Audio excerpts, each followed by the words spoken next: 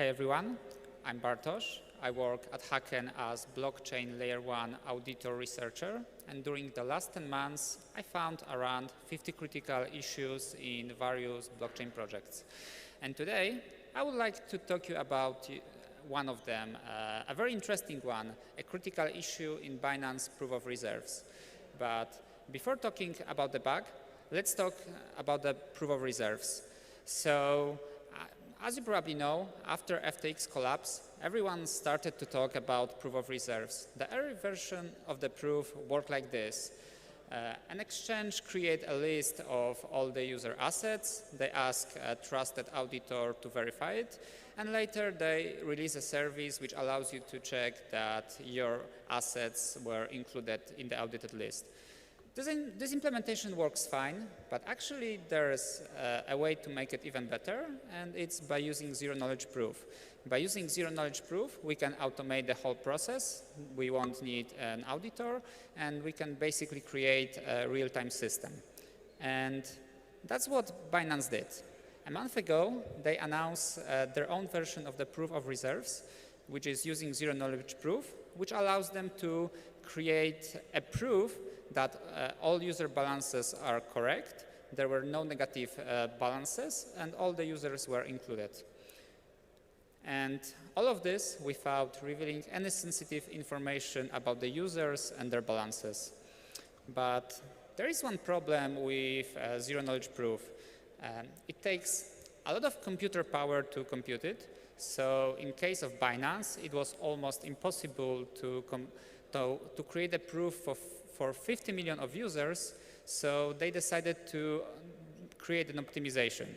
In their optimization, they decided to create batches of 864 users and later connect the batches and later connect all the batches to create the final status of proof of reserves, telling how many equity, how many debt they have, and what's the base price of the tokens.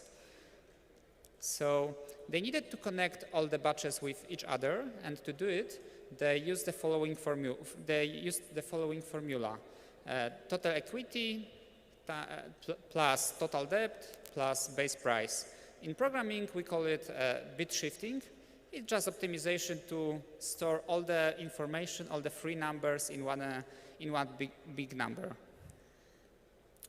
So, for example, in case of total equity equal 10, total debt equal 5, and base price equal 3, we'll have the following number, which is used to connect one batch to another.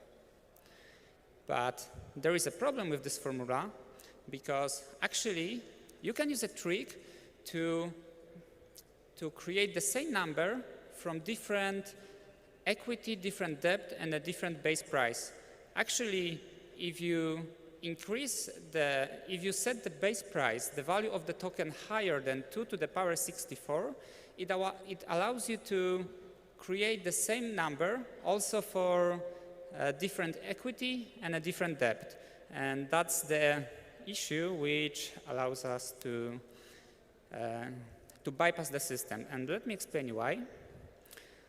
Okay, but before this, the problem with this is that if we set the price of the token to a very high value, to higher than 2 to the power 64, everyone will be able to see that one of the token is worth $1 million. This is a problem because everyone will know that the proof was faked, but there is a way to hide it. And let me tell you why, how. So actually, because there are many batches used to create the proof, we can only change the base price in one of the batch. And how we do it? We do it by lowering the number of the total debt or total equity by 1. And when we do it, then in the next batch, we can increase the price of the token by 2 to power 64, and it will give us the same number like in the previous batch. And only in this one batch, the price of the token will be very high. One token will be worth millions, which allows us to fake the debt, to do anything when it comes to debt and the equity. And in another batch, we can restore the previous value and no one will be able to detect that the value was changed and faked. Okay, and later, after finding this issue, I created a demonstration of this issue in our repository. We contacted Binance. We shared the bug, information about the bug and our reproduction test with them. We also proposed how to fix this bug. We created a pull request for the repository. And after some conversation with one of the developers, they agreed that the issue exists, and yes, this is a correct critical issue, and they accepted my fix for the solution. And the fix was to limit the price of the token to not be higher than 2 to the power 64. Okay, and what's important from this, later Binance, we released a press statement with a Binance, and they reshared our tweet. And this was quite successful tweet because we reached around 700,000 views, which makes it one of the most important tweets from us.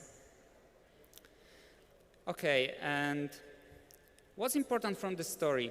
The problem is that in this case, the bug was only in proof of reserves. You couldn't use this bug to hack someone, to steal the money. But the thing is, if this bug was found in a smart contract, probably it would allow to steal everything, because it basically allowed to create a fake proof which couldn't be detected that it is fake. So in case of smart contract, it would allow to steal everything, but fortunately it wasn't a smart contract. But anyway, the thing is, everyone makes a mistakes. You know, even the best one, like the Binance, made a mistake. It's very hard to avoid them. Right now, the systems are so complex that it's almost impossible. So it's always a good thing to have another third party, an auditor, to check your code you create. It always helps. And also during our technical assessment, we found a few other minor issues. And if you are interested in details, how exactly the bug works, because it's a little bit complicated in the presentation, feel free to check our final audit of the Binance proof of reserves. Thank you.